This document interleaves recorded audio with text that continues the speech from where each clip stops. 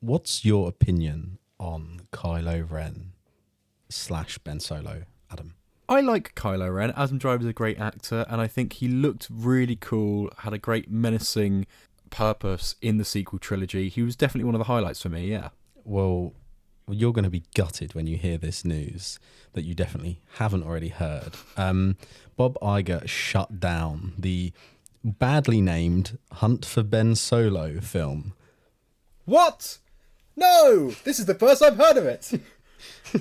That's heartbreaking. Definitely your Twitter timeline hasn't been covered in people crying at this news. So Kylo Ren, Adam Driver, wrote a full script about the hunt for Ben Solo, placed after Rise of Skywalker, about him actually being alive and going on a hunt for him. He got the thumbs up from Kathleen Kennedy. He got the thumbs up from Jon Favreau. He got the thumbs up from Dave Filoni. He got started production designing. I believe there was even some sketches sort of done.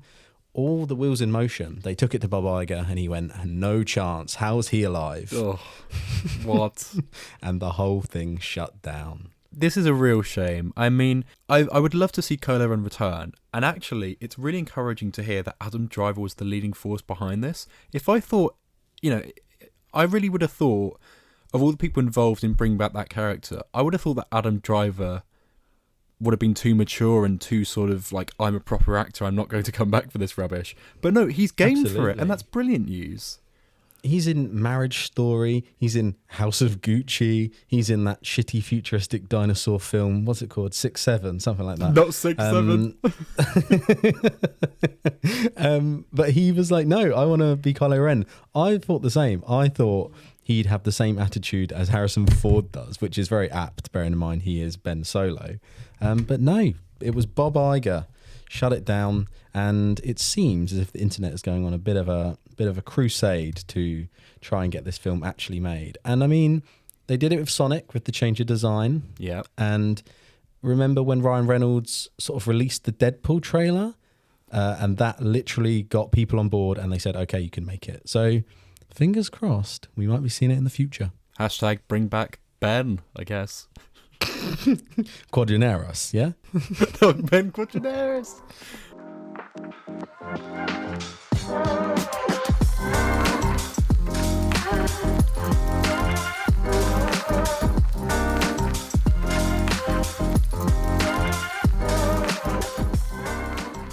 Hello and welcome back to Moving Up Podcast. It's episode 85 with your hosts, me, Adam Barlow. And me, Josh Brooker. I mean, Alfie Walker.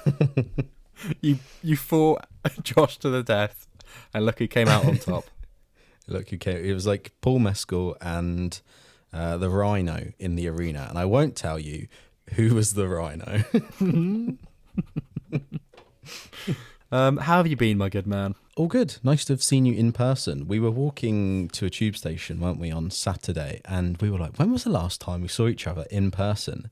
And I think we worked out it was the Oscars night. Yeah. Right? Which is insane. That's actually insane. But we said it doesn't feel like there's been a big gap because we do this every week almost. And we always catch up before, catch up after, catch up during. So actually, it seems like we see each other a hell of a lot. But it was nice to see Adam Barlow in person. How have you been, mate? I'm good, yeah. Great to see you as well, likewise. I'm actually getting a bit sick of you now, though. I hope that's okay to say. I can handle you digitally, but when it's in person, nah. Yeah, I remember why I didn't want to move to Portsmouth and why you didn't want to stay in Bournemouth. It's like Kenny Baker and Anthony Daniels as C-3PO and R2. On the podcast, when it's filming, best mates. Yeah. As soon as it cuts, hate each other. Yeah. I can't stand you, mate. This podcast, the days are numbered. We should start a war. Episode 100, that'll be it. I mean, we already did it for April Fools, but we have to do something this year again. You know, we need to start brainstorming now. What's going to be the big ruse? Yeah, don't tell them. That's quite a good one. Let's keep that. Yeah, we'll keep that quiet. You didn't hear anything. But otherwise, I've been okay. I was saying before, I'm a bit anxious about the upcoming weeks of doing shifts that are very early and lots of them, and driving as well to and from places that I've never been before. But it'll be okay, right? Sure thing. Great. Real vote of confidence there. Adam Barlow has been maybe the busiest man on the planet. Since you last filmed, I mean, by the way, thanks Josh Brooker for stepping in and stepping into my moccasins and keeping them warm while you recorded. Great work. But since that last podcast, how many more films have you seen? I think I've seen about 10. Yeah. That's kind of wild. And not all of them at the LFF, right? No, thankfully not. No, not thankfully not. I love the LFF, and I'm very gutted that it's over. I mean, you'll be able to speak on this. Also, by the way, you almost got away with it. You need to review Katy Perry and the ABBA thing. So we'll lap back to that in a second. But you know when you get like post-concert depression? I've really been suffering from that in the last few days, except the concert was the LFF, and it lasted for a week and a half. So then coming home after that was really gutting. And it was like, great, back to Sainsbury's, back to regular employment and actually, you know, contributing to society. Oh. Yeah, it's grim, isn't it? Back Yeah. to a 9 to 5, or for you, like a 3 a.m. to midday or something, your weird radio shifts. It's exciting seeing what you were doing at the LFF, and it was an absolute pleasure to go there for the Saturday and join you for the history of sound and Die My Love, which we're going to talk about. And we're also going to be talking about Tron ARES, the Jeremy Allen White Springsteen one, Deliver Me From Evil, what's it called? Deliver Me From Nowhere. Deliver Me From Nowhere. And the film I can't wait to hear Adam talk about, Regretting You. Yeah. Regretting watching it more like, whee. As Adam said, though, I did go to ABBA Voyage, which I'd highly recommend. I saw that on a Sunday evening. Bear in mind, I think it's been open for about 2.5 years now, and it is still absolutely fully booked and packed. And it was a Sunday evening I think it's in the Olympic Park, so it was really cool. Would highly recommend that. It's like a purpose-built stadium with lights and all these effects and literal like weird holograms of them in slightly uncanny CG, but it's done by Industrial Light and Magic, so it's done by the people who did Tarkin and Luke and that. Oh, I didn't know that. It's slightly better. Really impressive. Really like quite a show. So that was excellent. And then the following day, I went and saw Katy Perry at the O2 performing live. And then the following day, I went and saw Katy Perry at the O2 performing live. Excellent once again. Seeing her choice was not on my bingo card, but it's really good. We were at the Barrier the first night. She performed for, her new album is called 143. And so the concert was 143 minutes long, which is kind of killer. That's like, what, 2 and a bit, plus with a little interlude and that. It was amazing, mate. It was a good old week. And then obviously, topped with the LFF.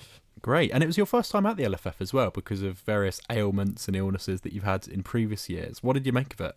Yeah, it was fun. The first film was slightly hampered by my delayed train and my run to make it on time. Of course. But once I would have loved to have gotten a coffee, and I would have probably chilled out a bit more. But don't get me wrong, first film I really enjoyed, and we're going to talk about that. The rooms are weird.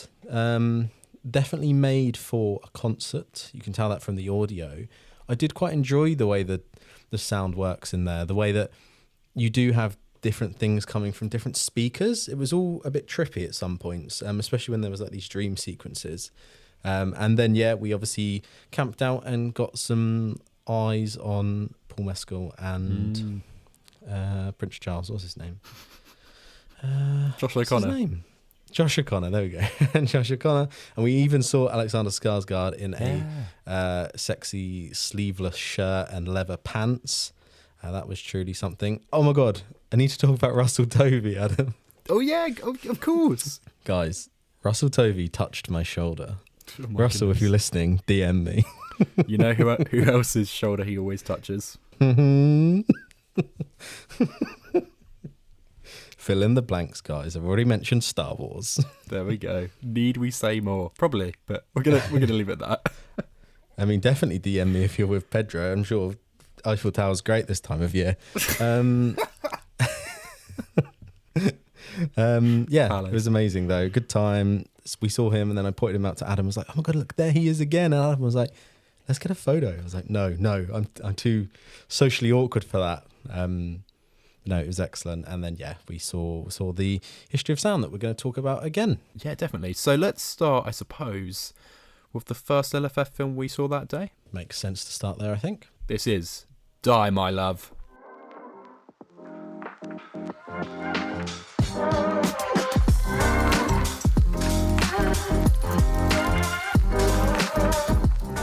There's always a part of me whenever I attend a screening at the London Film Festival that kind of panics, because I'm like, these festival films can get quite lofty and a little bit strange, a little bit experimental, I suppose. And given that it was your first LFF wanky film, one would say. One would say, one could say, and one will would say that. Namely Queer last year and May December a couple of years ago.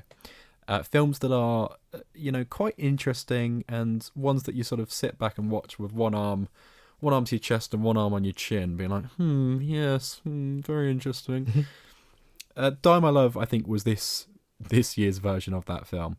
And Alf, do you want to give your thoughts first? Yeah, sure. Like I said, it was a bit of a chaotic beginning to the day. My train was delayed. My train anyway was completely cancelled, so I had to get the Victoria train instead, which meant I had to then get 2 different tubes to get to the LFF on time.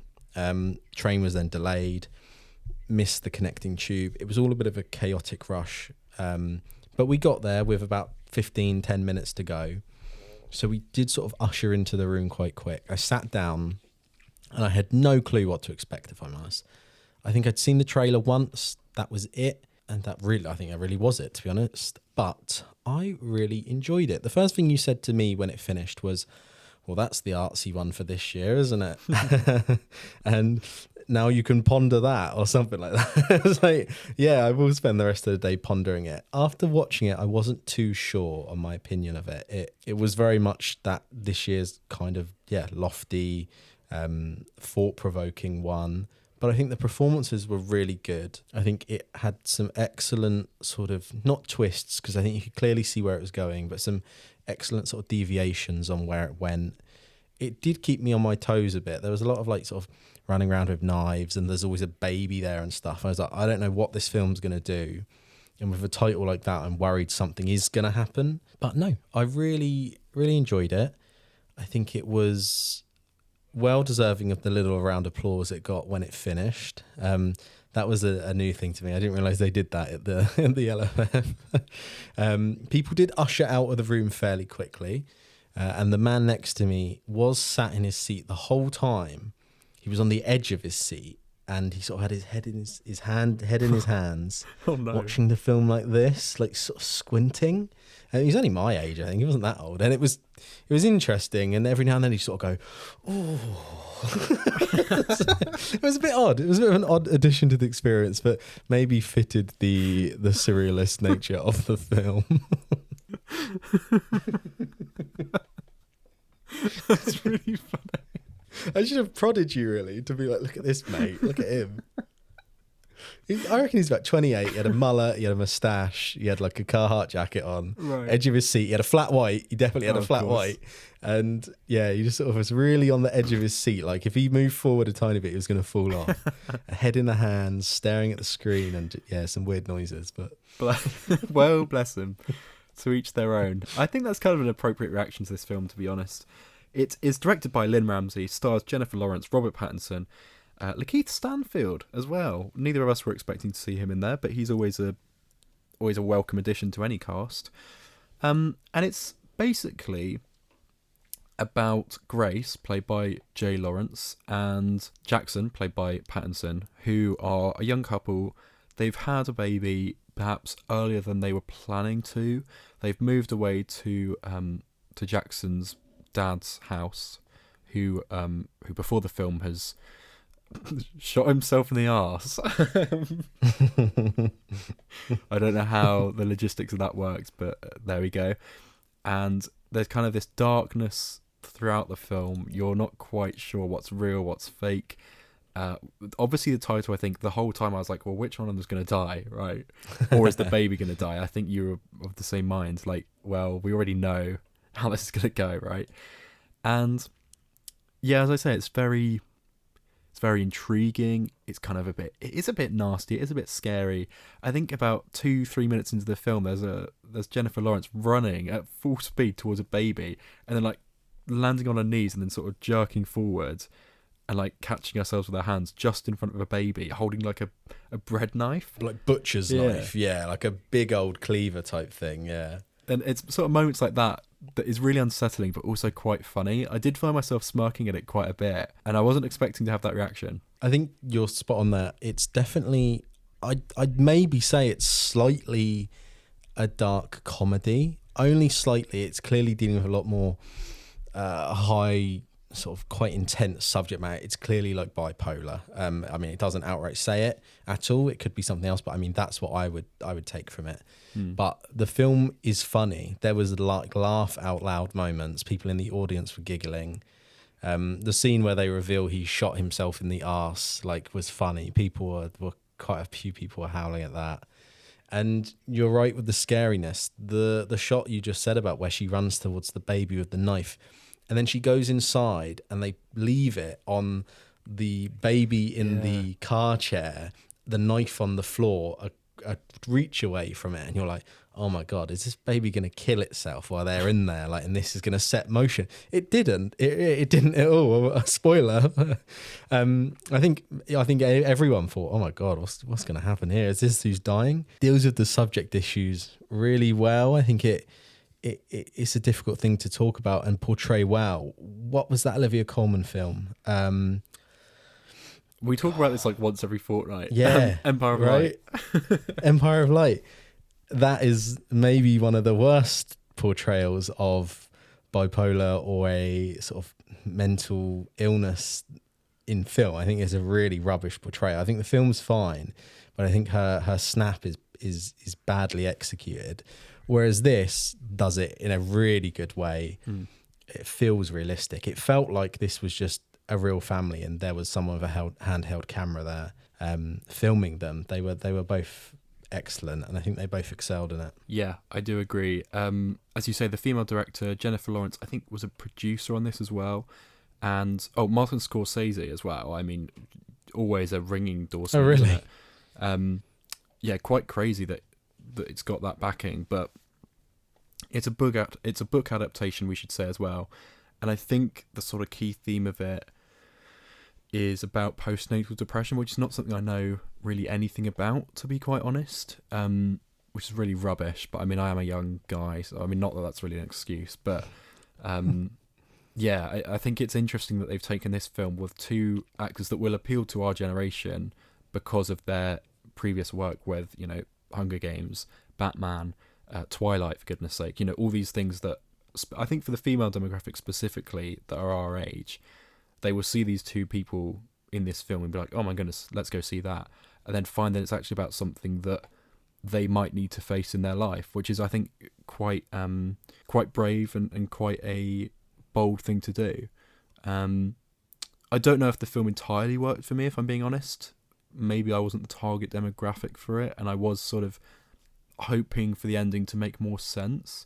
But actually, it's even then, I still had a couple of tears in my eyes. Like I thought it ended on a really poignant, really sad note. I think what you said at the beginning is just so fitting, that it is, at least it's poignant. It's got a real interpret this how you will ending, which is the most fitting thing you can have for a film that's debuting at Cannes or debuting at the LFF kind of thing. It really fits that stereotype almost. The film's not really subtle, I don't think, in the way it goes about showing it, but I think it does show it really well. And I think it sort of, the intenseness of them arguing is really good. I think that Marriage Story, speak of Adam Driver, I think that became a meme because of them arguing. The scene where he's like, what does he shout at her?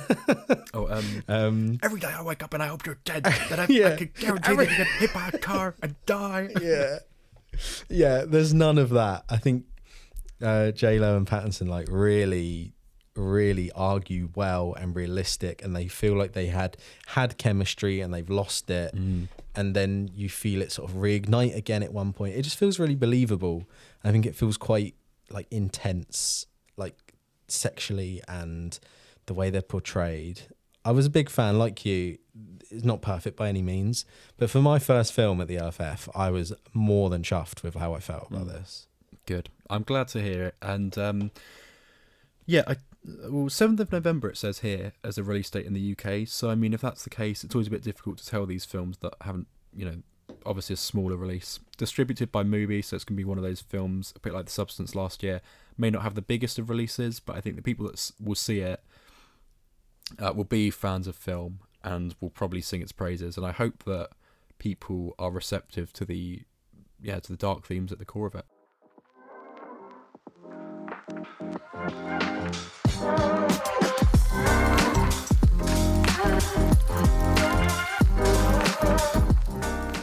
Next we have Springsteen, Deliver Me From Nowhere. I believe this releases tomorrow, so this is incredibly apt that you've already seen it, Adam. This is the 2025 biopic of the month, I guess. This time we got Bruce Springsteen, starring Rota Hutt himself, Jeremy Allen White, as the boss himself. Also a nice little litany of others in there, I think. Stephen Graham, Jeremy Strong. How did you find this, Adam? And especially, how was it at the LFF? Because I can imagine it was a big deal. Yeah, so I saw this the morning after, I should say, they did the gala screening of it. Now, the night before apparently was pretty darn electric because Bruce was there himself, Jeremy Allen White, you know, Stephen Graham, Jeremy Strong, all the big hitters. And wow, okay, cool. I think they also made it the UK premiere or the European premiere. So they even adapted the regular LFF gala carpet to then have a stage off to one side and to have a video of all the cast arriving, which is something I wish they had for the other gala screenings, not only outside but also inside when they do the talk at the start. I'd love for them just to have one camera, I think, because sometimes even though you've got a gala screening, if you're sat right at the back, you can't quite see the cast, and the audio isn't always the best on those mics. So I think that's something they should add. In fact, I should send an email to the BFI team and be like, hi guys, just a suggestion. But anyway, I'm going down a rabbit hole. This film is quite confusingly not really a musical biopic. It's actually more of a drama because it's set around a very specific time in Bruce's life, specifically during the process of him making the Nebraska album, which is not an album I think I know much about, if anything. I honestly couldn't name you more than 5 Springsteen films, I'm not going to lie. More than me, mate. Yeah, I don't know why, it's just... it's a bit American for me. Yeah, it's just not really been a part of what I hear on radio, I guess. It's not a guy I'm familiar with. But, you know, big fan of Jeremy Allen White, big fan of Jeremy Strong, Stephen Graham, always fantastic. So I was excited to go and see it. And I always quite like a biopic because I normally then obsess over the music afterwards and, you know, get a newfound appreciation for an artist that I may not have known so well before. Unfortunately, I don't think this film did that for me. Again, probably because it's more of a drama, not a musical biopic. So he only actually sings in this film maybe 2 or 3 times, and even then he never does a full song, which is really interesting. So it's very much focused on his battles with depression at the time and his sort of PTSD of his abusive alcoholic father, which is like, again, I didn't even know that was part of his story, of course. So that was all something that was revealed to me throughout the runtime. And I actually found it a little bit of a left field reveal when in the last sort of 20 minutes, Bruce Springsteen goes to therapy and gets a depression diagnosis. I was like, oh, okay. I didn't even realise that was what he was struggling with in the film. I thought he was I thought he just had writer's block, which I think is what one of the characters said. And that's not against Jeremy Allen White's performance at all, because I do think he's very committed. And there's one long shot in that therapy scene where the therapist just asks him, tell me how you feel, where do you want to start? And the camera just stays on Jeremy Allen White for maybe a minute and a half, 2 minutes, and you can see absolutely everything that he's thinking and feeling, and you can see that he's been holding it in for years, and he just completely lets it all out. Like, not a word is spoken in that scene by him, and he just goes from like sitting looking spaced out like he normally does in The Bear to then like really, you know, just crying his heart out. And I was like, you know what, that's got me. So I think there's a couple of bloody excellent scenes in here, but they come towards the end, I think. And apart from that, I actually found the whole experience to be a little bit I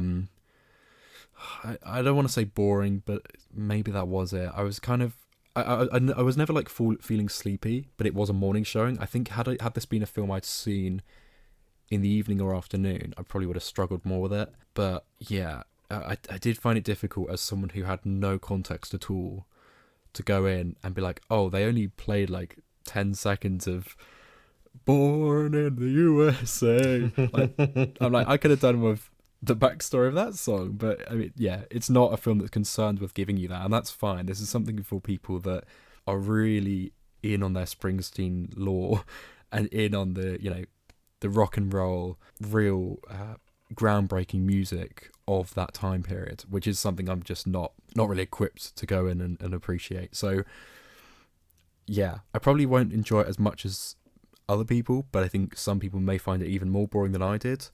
I'm always kind of game for these kinds of films, as I say, so I did go in with my sort of head up, maybe expecting something more similar to the A Complete Unknown with Bob Dylan, Timothée Chalamet.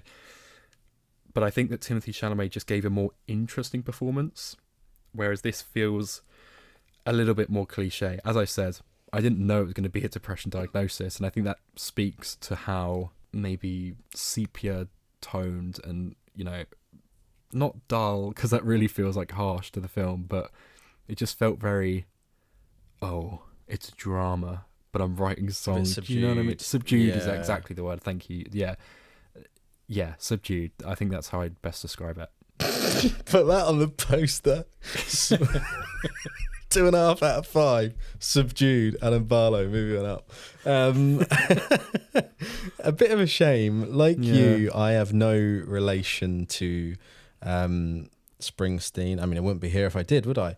No, I don't have any like real touching emotion to his music like I do Elton John, Queen, all of this, that sort of thing. It's a bit interesting to see. I think maybe we're getting to that point now where people have had enough of these. We had, I guess, first of all, we had the fatigue of the MCU and Star Wars, and now we're getting the musical biopic fatigue. I think there's clearly like a split between the type of film. You've got like Elvis, Rocket Man. I guess there's some older ones as well, like these more sort of outlandish ones, I guess, where they put a bit more character into them and really turn them into a musical. Better Man. And then you've got ones like Walk the Line with Joaquin Phoenix, or potentially the Tina Turner one, and then I guess maybe this one where they're way more sort of serious and try and deal with the actual issue. And it's interesting to see that there's clearly a bit of a split maybe, but I do wonder how far it will go, how many more are on the slate at the minute, and will they continue pumping these out? Well, of course, we've got the quadrilogy of oh my goodness, the Beatles, 4 films. Yeah. That's mental. I forgot. How could I forget about that? That's insane. That's going to be such a litmus test for not only musical biopics, but for that entire concept of just dropping 4 films. And am I right? I can't remember what the release schedule is meant to be. Is it like one every month or something, or is it one a month? Goodness it's gracious. One a month. And I am so excited to see who they start with, because everyone's going to go see the John one and everyone's going to go see the Paul one. I mean, I would imagine.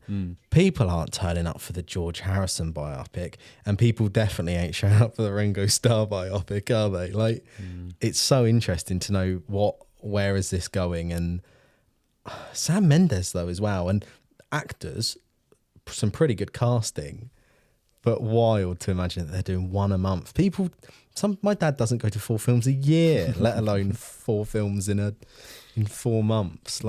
Yeah. It's going to be fascinating. I can't wait to see how it all plays out. But, man, I do worry Michael that... Jackson as well, we got that coming out. Oh, yeah, of course. Yeah, I forget about that. I do worry that Sam Mendes... I mean, we already speak about Empire of Light. Like, no one else remembers that film, but we are always hate citing this film. Yeah.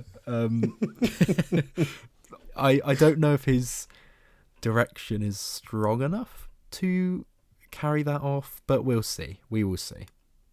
you see what he does with something like Skyfall, and I know it's obviously a very different kettle of fish, but that's an insane film, and it's my favourite Bond film, and I'm a huge fan of the old ones. Like, you see the scale of the stuff he does there, and it makes you go, yeah, maybe he can do 4 Beatles films. But then, yeah, you watch something like Empire of Light and go, ooh, woof. Like, where's this going? Yeah. There is a hell of a lot of biopics before we finish coming out that are both in the script writing process or written or in pre-production. I'll run you through them right now. Okay. Hold your breath. We've got Frank Sinatra, Janis Joplin, the band Kiss, Nat King Cole, Keith Moon, so that is the drummer from The Who. We've got Billy Joel, we've got Boy George, we've got a Madonna TV show, apparently. We've got the woman Charlotte Wells, who did After Sun, doing a Blondie one, which, I mean, I'd be excited to see that, a bit of a shill. But we have got a Britney Spears one. We've got a Snoop Dogg. We've got the Michael Jackson. We've got an Ozzy Osbourne. We've got the four Beatles films. Yeah, that's an insane. That's not even all of them. There's so many here that are just on the all in pre-production right now list. Wow. I would like to see a George Michael one. Is there one of them in production? That would be fantastic. Yes. There's not one on this list, but my God, I'd love to see that. And then when you mention people like Frank Sinatra, that's Tom Holland, isn't it? I think. I'm pretty sure that's confirmed. Double check that, but I'm pretty sure that's something. And Nat King Cole. I would actually really like to see a biopic that's also a Christmas film, because Christmas films aren't really made anymore. I mean, they are, but they're not often very good. So I would love to see something like, obviously you don't want to reduce a singer just to being, the Christmas guy. I mean, and Michael Bublé, bless him, is too young to have one yet, I would imagine. But I would really like to sit down and watch a really cozy, festive film that's also about something deeper, maybe with just a really wholesome artist at the centre of it.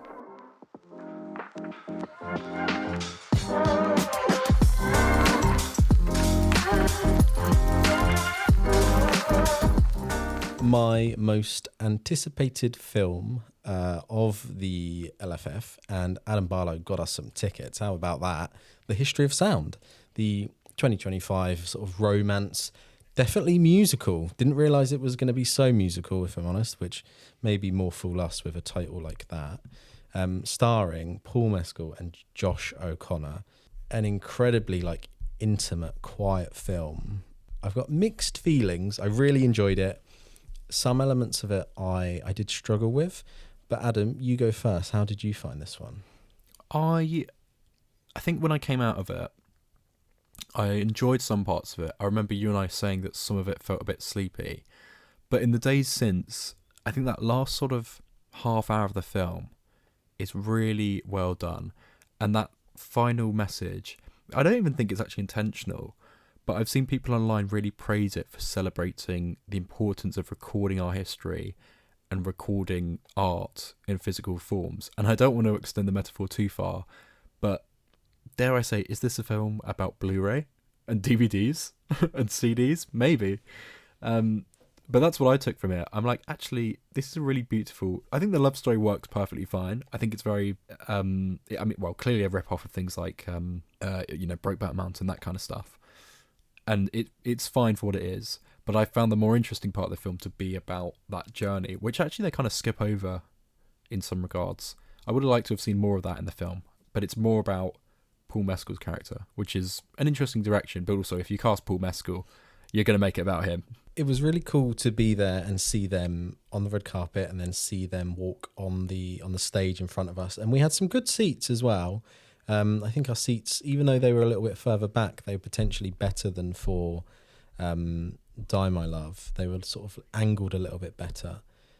I really enjoyed it. I think you're on the money. The final half hour is what you remember, so that's why it's so good.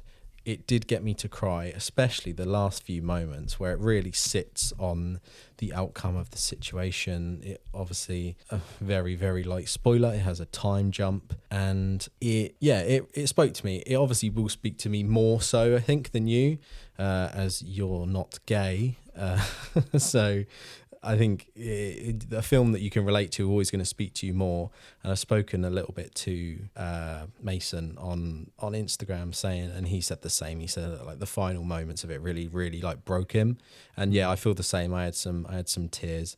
And I think you're spot on with the analogy for physical media. Maybe it's not being so on the nose with buy this film in Blu-ray, but it's definitely making a commentary on, physical media and preserving your history through it. I didn't expect this film to be so musical. I don't know about you if you expected that, but I was shocked when it had so much singing. But I think it's quite poignant, and I presume they sing themselves, because it's not like they're blasting ballads out. It's quite sort of humble, quiet singing. And I think they did a really good job. I think the journey's really it's quite tame. It's not like it's an eventful film with loads of twists and turns. There's obviously a plot development that's like, oh my God. But overall, I think the film really sort of speaks for itself, really says something quite important, both about, gay relationships, especially in the past, recording your history. I was quite impressed. The middle chunk did slow down for me, and I did struggle, but it'd been a long day. I think maybe if I'd gone into this film not after being in London for 12 hours, I might have been a little bit more upbeat, but it's a quiet film, so I can get why someone maybe would switch off a little bit in the middle chunk. Yeah, I agree. Very eloquently put. On the singing, I thought both Mescal and O'Connor did a pretty stellar job. I mean, I don't think I've heard either of them sing before. I could be wrong. But yeah, I thought they both had beautiful voices, like really delicate and, as you said, like humble and kind of felt, it wasn't in any way played up at all. It was like a quiet corner of the bar. One of them was at the piano, and they're just there like singing to each other, but like as a way of not just singing the songs, but sharing a bit about themselves and about the history of the songs, and, you know, the whole kind of the sort of spark of magic that's sort of held within those types of songs that are, you know, folky and passed down through generations and just remembered by nothing but, you know, parents passing it on to their kids and stuff like that. I think that's such a really heartwarming and lovely side of music that I don't think we really have in today's world. Not so much anyway. And yeah, it was those moments where they're singing, and when the film slows down, I'm like, this is really great. Like, it feels so tender, and it really works. And I love the ending, as I've said. But on the subject of like biopics and making you obsess over the music, I love the song they sing. I can't remember what it's called. Is it called Silver Dagger? I think that's right. Yeah. They sort of bring that up 3 or 4 times throughout the film and in different stages. And it made me go back to the A Complete Unknown soundtrack from January or whenever it was, and listen to oh my goodness, what's her name? Barbero, who sings it in that film towards the start. And I was like, this is such a beautiful song. It's really sweet, and in a way, like, the lyrics kind of applied to the love story in this film. And it brings like a whole new level of appreciation to that song for me, which is just really nice. I remember listening to it on the train home and listening to it a couple times since, and just really enjoying it, and just sort of sat there on the bus or wherever I'm walking to, just smiling to myself. And that's what it's all about, right? I think calling it a love story is quite important as well, because with Mescal and Josh O'Connor, they both have done their sort of roles in the past, and I think that maybe if you wouldn't watch All of Us Strangers with your grandparents, would you? I think it's a little bit too, I mean, it's got its moments, but maybe the sex scenes and stuff like that are a little bit too gratuitous, one would say. But this film is really tastefully done. You don't see anything other than sort of them resting their heads on each other. A couple of cheeks here and there. Yeah. It's really tastefully done. It's really romantically done. I think the poster where you've got them with their heads together really sums up the way that the film deals with it, and it's very much a show don't tell. They're not explicitly showing you them in like Blokeback Mountain where they're in a tent in the woods together or anything like that. Like, it's nicely done, it's tasteful, and the same with the music elements where it's showing you it's set in World War One, isn't it? It's a time when people were still racist. People were, I mean, still are now, but it was much more rife, and homophobia and all that sort of thing. And it shows you them going to these parts of America, speaking to different like ethnicities, different people, different groups, people who probably don't interact with the outside world much, and like capturing their music, their like soul of their community. It all just works really well. The gay angle, the race angle, the folklore and the history angle. It's married up really well. I really did like it.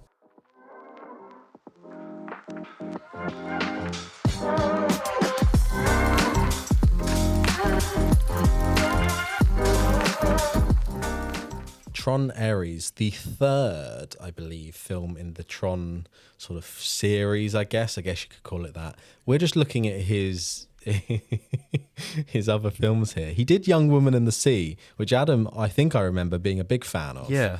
Singing its praises on the podcast. He also did the sequel to Maleficent. Interesting, not caught it. He's also made Pirates of the Caribbean 5. Maybe the less said about that one, the better. Did he do a good job with Tron ARES, Adam? Yeah, he seems to be Disney's gun for hire for their sort of bottom drawer live action films that are like, oh, I don't know about this one. Right. Let's give it to Joaquin and see how he handles it. Yeah, Tron ARES. So I caught the original 1982 Tron this week, and I gave it 2.5 stars because I think it's aged pretty poorly.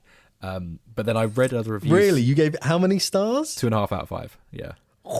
Which is like, I'm surprised you're still on Letterboxd. I thought they'd have you hanging for that, mate. No, go to Letterboxd. It's like an average of 3. No way. Yeah. I thought it'd be way higher. No, because I think when Tron Legacy happened, at least to my mind, I think there might have been a couple of TV like animated series that have been quite popular, a bit like the Ghostbusters franchise, where it was really kept alive by the animation more than anything else. And I think Tron's much the same, where the film, I think, was a bit of a cult classic, right? I don't know if it did that well financially, but it obviously made a star out of Jeff Bridges, of course. And he's returned to each of these films since. He did Tron Legacy in 2010. I always think it's 2011, it's 2010. And now here, 2025, with the Jared Leto-led Tron ARES. If you want to kill a franchise, send Leto in. Parachute him in. I haven't written my review for Tron ARES yet, but I did take to the Discord that I'm in to share my thoughts.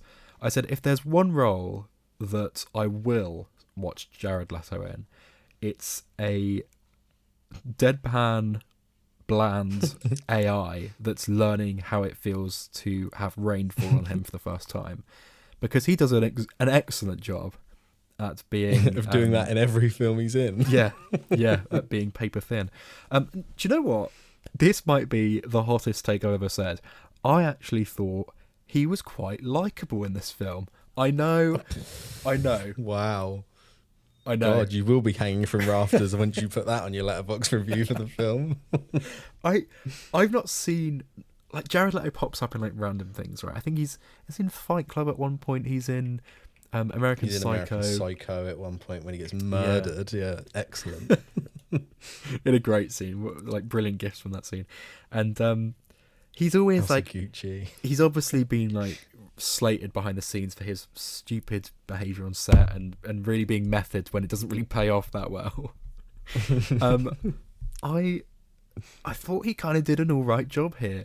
He is very, he understands the assignment. He's meant to be an AI that's like, that's developing beyond just programming to being more human.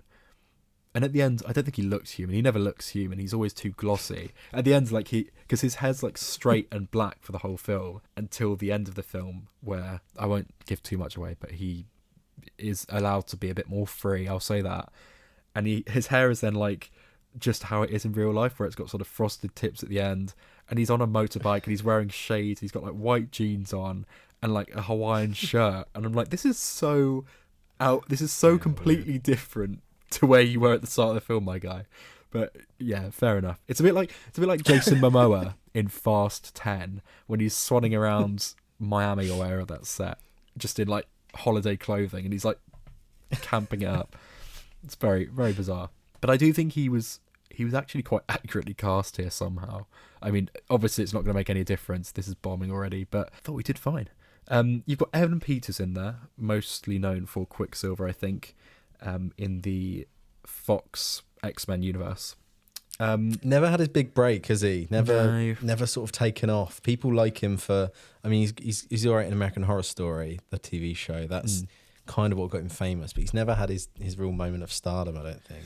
Yeah, unfortunately, this isn't going to do it for him. But I did, I did laugh at his character quite a bit because it is so ridiculously hammy. And there's one moment where he's hacking into the mainframe, and obviously because of the way Tron works. It's like, you know, normally when you're watching a sort of heist movie and they're hacking into the mainframe, past the firewall, all that shit. And even though it's like some guy over a laptop, there's still like a bit of a kick out of it. It's like, yeah, go on, hack into it. With Tron, all he's essentially doing is sending little men to then run in and like fight other little men and then like throw discs about. So like, actually, you've done fuck all, mate. You're just, because it's sort of regardless of how well you are at hacking, it's all down to ultimately this tiny little battle that's going on the grid. And I'll get into this in a minute, but I don't, and this film doesn't help, I don't understand who or what Tron is and where it is and what it's meant to mean. But I'll stick to the film for now. Evan Peters, quite funny, whether it's intentional or not, I'm not sure. He's the guy that I was referring to where he has a post-credit scene at the end that doesn't come to fruition. I doubt we'll ever see any resolution to that, but it's nice that he's not killed off, I guess. And then Greta Lee is the other actress to mention. So this is, you know, hot off the back of fucking, you know, the brilliant Past Lives. I don't know if she's done anything in between, but she went from Past Lives to this. She's in the morning show, the Apple TV. She plays like the CEO in that. Oh, I see. Okay. Also quite good though. Really gets her feet into it once she's in sort of deep in. Wow. Nice. God, Past Lives as well. Yeah. Yeah, she's fine in it. You can tell she's a good actress, but I think she just feels confused. She is kind of the fish out of water in this story. She's the head of, or you know, co-head of one of the tech companies in this world, and she plays that kind of humble, quietly confident character quite well, but when she has to do an action scene or like talk about something that's really, you know something that, you know, Benedict Cumberbatch, with the exception of that like Scooby-Doo shit line, he's very good at selling those lines in the MCU of listing off really technical things, stupid shit, and making it sound believable and mean something. I think Greta Lee doesn't quite hack that. I think she's fine, but I do think, like, both the audience and she knows that she should really be doing something better than this. It's a bit like you've caught her eating McDonald's on a school night, and it's past 9:30, and you're like, Greta, you should be doing your homework, love. But I'll let you off this time. I need a new bathroom, guys. I need a paycheck. Like, just let me off this once. That's exactly the vibe. Cameron Monaghan in there as well, who is from Gotham. Oh, he's excellent. He's Cal Shameless, Kestis, for God's sake. Cal Kestis, yeah. He's in it. He has like 2 lines, and I'm like, why on earth why have you got Cameron Monaghan? He's brilliant. He could have been the lead, for God's sake. In fact, oh my God, that's so obvious. Cameron Monaghan should have been Ares in this. I've just made that realization. That is totally what they should have done. It would have given him a big mainstream break. Whether or not Tron even has the legs to do that, I don't know. But that makes perfect sense. He would have perfectly fit the role. He would have given it a bit more depth. What a missed opportunity. He feels like a successor to whatever, what's his name? Scott Flynn? What's his character? The guy from the last one. He looks more it, doesn't he? Yeah, as well. He has that vibe. You could, because he looks great as Cal Kestis, especially when you have that dream sequence and he's in the Inquisitor outfit. That, but in the outfit that, you know, Ares has got, Jared Leto's got in this, would have been fucking great. Anyway, back to Tron. That's kind of my thoughts on the film, really. No, it isn't. Wait, on the subject of Star Wars, Jodie Turner-Smith. Someone get this woman a new agent, because my God, I'm sure she's great in other things, but I think this is the actress who was in... Oh, she was in The Acolyte. The Acolyte. Yes. Yeah. The head of that cult leading... Yeah, goodness me. Like gay witches. Yeah, bless her. This is another miss for her. She's actually fine in this. Again, she's playing an AI character, so she isn't really allowed to have much depth. She has a bit of a redemption at the very end, but it's sort of too little too late to make her character all that interesting, unfortunately. Lovely actress. I saw her at Star Wars Celebration. She looks phenomenal. Yeah, she's really polite, and also she got pissed on the Graham Norton show. Like, you could tell she was drunk, which is quite funny. But yeah, bless her. I really hope she can somehow recover from the last couple of years that she's had, because it's not looking too great. So there's Tron ARES. I was actually somewhat quite impressed by it. I think I'll give it 3 stars. I found it enjoyable. Would I watch it again? Probably not. But if I was recommended a YouTube video of some of the action scenes, I'd watch it back, because I thought visually it was very impressive. And the 9 Inch Nails score, not quite as listenable as the Daft Punk one, but still I thought it fitted the world quite well. So there we go. Back to my rant about Tron on the whole, though. The first film makes it clear that Tron is a person, right? And they start talking about the grid. But I can't work out if Tron is also the name of a video game, in which case, why is the video game so important? What are these companies selling? From what I can tell, it's security in Legacy, right? But in this film, they're selling AI as like a property, and these lasers that keep sucking people in and out of the grid is then being able to, like, that's how ARES gets into the real world, and how Jodie Turner-Smith's character gets in, because they can then be transported to the overworld, right? But I can't work out what these companies are how are they billionaire companies? What are they selling? Because it's not, if it's security, it's very fragile security, because as I've said, it's all little people running in a machine on a grid. And I'm not sure why there's still bikes, because from what I understand, that's from the game. And these like big sort of bridge-looking N-shaped huge ships called identifiers or something like that, they're always in it. And I'm like, I thought that was from a video game in Tron, in like the battleship thing. I don't know what the fuck it all means. I'm so confused, and I don't care enough to look it up. Bless her, my girlfriend tried to explain it. She's a bit of a Tron Legacy diehard fan, and she's every time I mention Tron and how I don't understand it, she'll sort of angrily tell me what it's about, and I'll zone out. I'll be honest, I don't. Bless her. I just won't grasp it. It's one of those things. It's not. I don't think this franchise is understandable. Like, it makes Star Wars look quite simple. I just don't get what any of this is, you know? I'm watching it all play out, and I'm like, it looks great, it sounds quite fun, and it feels cool, but beyond that, I don't know what the meaning of it is. The franchise is a bit of an anomaly to me as well. I've seen the original a long time ago, and you're right, it's piss poor. And I've seen Legacy, but I don't remember being that impressed. And reviews for it aren't amazing. I know it's quite highly regarded, but it's a bit of an anomaly for me. My unpopular film opinion is that I don't really like the Matrix films. I don't really like them that much. I can appreciate what they... Yeah, I'm going to get killed now. I appreciate what they do and what they've done, I should say, because, I mean, the new one's shit, but they're just not for me. And this, I feel very much the same about this, but this one baffles me even more. I don't know how it's got 3 films. I don't know how it's so sort of regarded. It's got a ride at the Disney parks, isn't it? I don't know if you've seen it, but it's insanely cool. Like, no sort of overhead seatbelts, and you're going super high in the air. It's got such a sort of fanfare about it, but yeah, I'm with you on this one, mate. I don't think it's for me. That being said, though, as a final note, I know I mentioned the visuals were good, but fuck me, if there was a light bike, like a light cycle, what are they called? Yeah, a light cycle in real life, they do some cool things with it.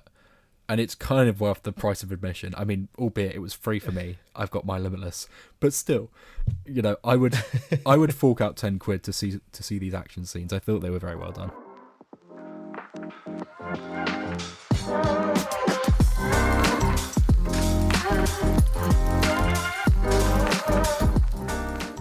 The newest edition in the CHCU, the Colleen Hoover Cinematic Universe. These books are so widely regarded, and from what I'm aware, is they're pretty piss poor. I haven't read them, but I think it's a bit of like a fad almost. directed by Josh Boone, who we've just realised did The Fault in Our Stars.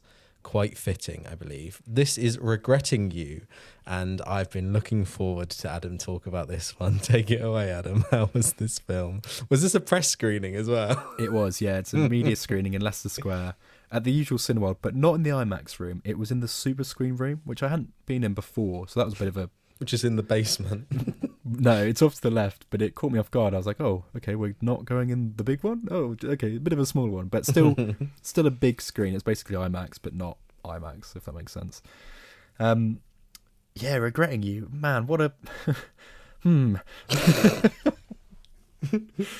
Oh, boy. Oh, jeez.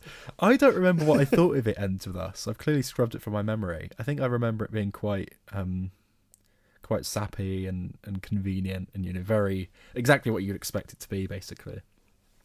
But I remember not hating it anyway.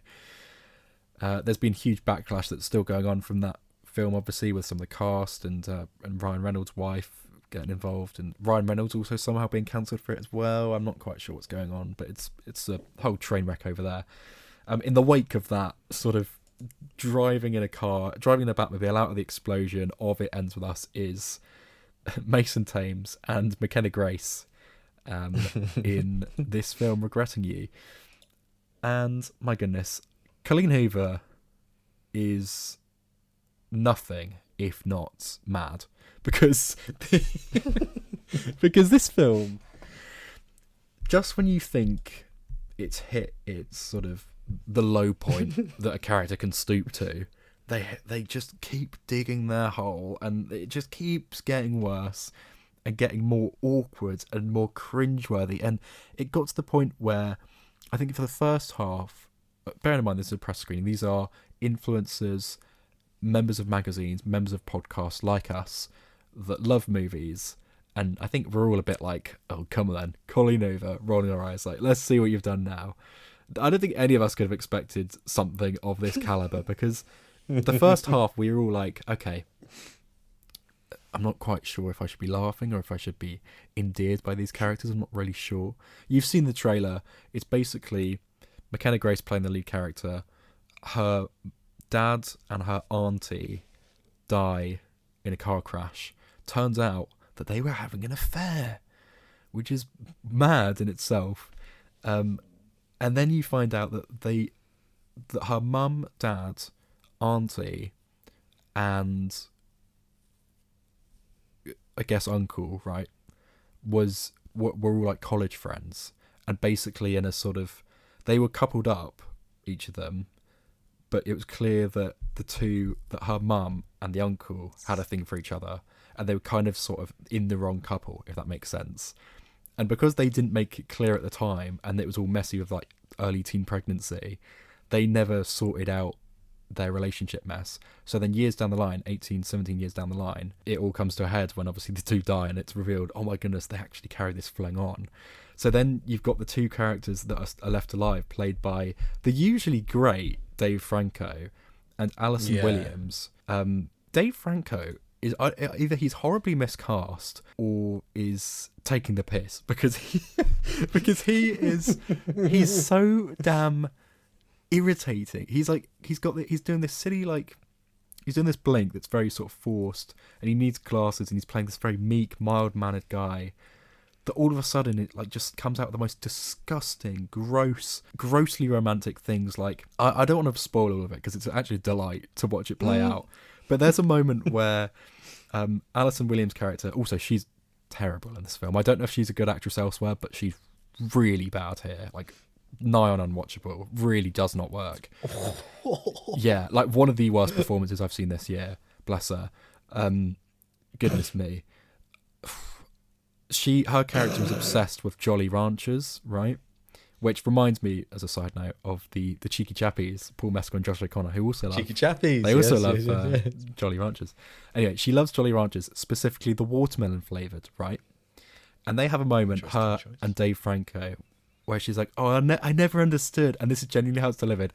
"I can't believe it. That's outrageous. Just like how you never liked the watermelon Jolly Ranchers." And he's like, and then like there's a sort of moment of silence, and he's like, "I never hated them. And then everyone's like already laughing. They already know what's coming, and like people are starting to giggle. And then she's like, "What? What do you mean? You always left them?" And he goes, "Because I knew they were your favourites. I left everyone for you." And at this point, the theatre's in fucking stitches. It's so bad. It's every single, I love it. every single cliche. I'm going red in the face, listeners, for those that can't see, which is anyone because we don't record it.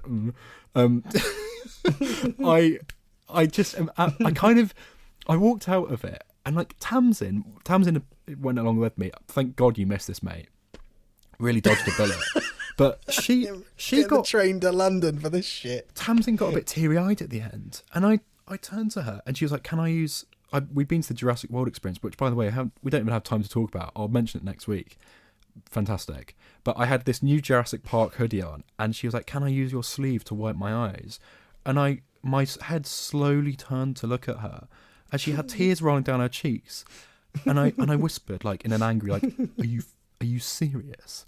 And she was like, "Yeah, it's sad." I was like, everyone else was like pissing themselves laughing, and Tamsin and like maybe a couple of others dotted around the cinema were actually invested. I'm like, oh my goodness. It's like there's some people that will love this, and in a way I kind of love it because it's sickening. It's so cringy and kind of brilliant because it's like you just have no clue where it's going to go. Oh man, I'm so glad that everyone was like reveling in it. Like, I'm so glad that they were like, it's the fact that this is because it's a press screening, they shit. obviously had a couple of members of the from Paramount that were there to like sort of earnestly introduce it at the start.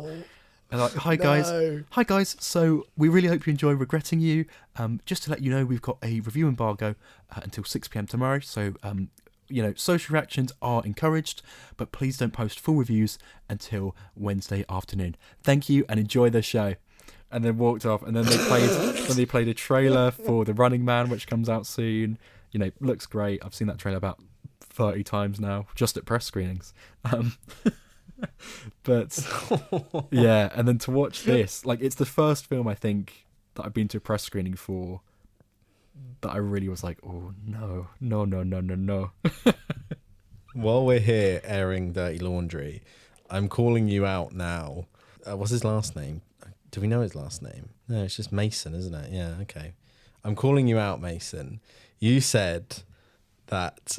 Did he give it 5 stars, Adam? He did give it 5 stars. Yeah. He was at the screening. He's a fan of the show who listens, Mason. Gave it 5 stars.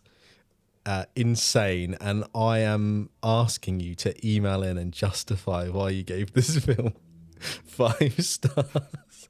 What did you give it on Letterboxd, Adam? 2? Yeah, I gave it 2.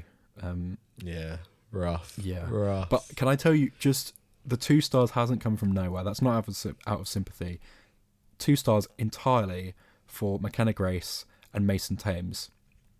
McKenna Grace, you'll know from Ghostbusters, from the remakes of that, and Mason Thames from the new How to Train Your Dragon live action film, right?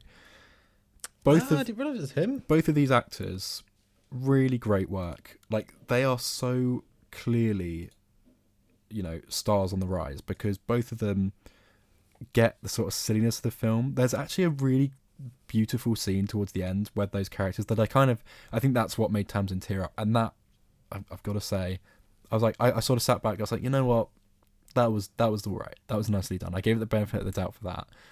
And it's entirely, the only reason that works is because of those 2 actors, because their chemistry is brilliant.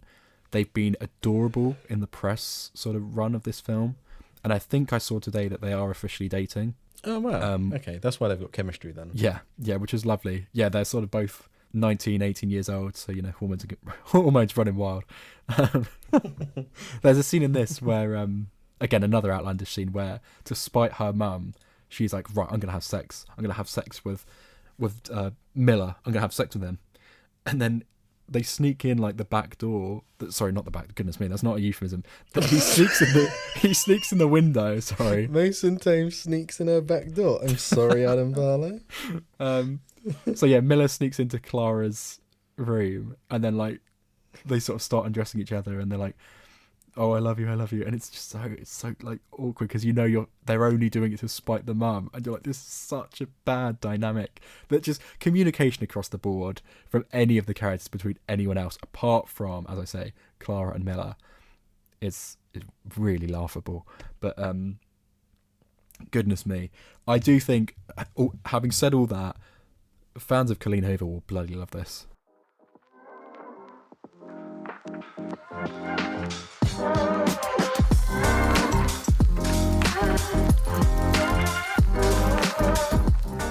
Thank you for listening to Moving Up today. That was 5 bumper reviews for you there, a real range. Back to maybe a little bit of normality from here. It's been a bit crazy. Cheers again for Josh for stepping in on my behalf during the LFF. I do want to say, I've been told that we've had 2 people email in. New people have emailed in, but for some reason our mailbox isn't getting any emails at the minute. No. So I'm going to get our producer to have a look at the website and the domain and work out what's going on there.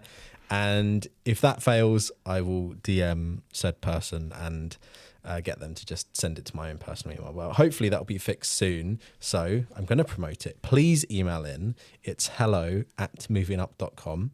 But like I said, I've seen that you've emailed in, and I will be getting that sorted, and we will read it on the next episode. If they want to follow us on a social media platform, Adam, where can they do that? Head to Instagram and TikTok. The handles for both of those platforms are @MovieOnUp. Thank you very much for today. It's been good to be back to it, a bit of fun. We're going to really try hard to do some video elements very soon. It's been a long time coming, but now stuff sort of seems to be settling down a bit. Potentially that will be around the corner, so that's something to look forward to. Yeah, definitely. Keep your eyes peeled. Man, Alfie, thank you again. An absolute privilege to record with you each week. Off air, that conversation about Colleen Hoover continued, and we won't keep it in, but it was really, really funny. Maybe clip that, and we'll save that for one day. Yeah, for one of our weddings, I guess.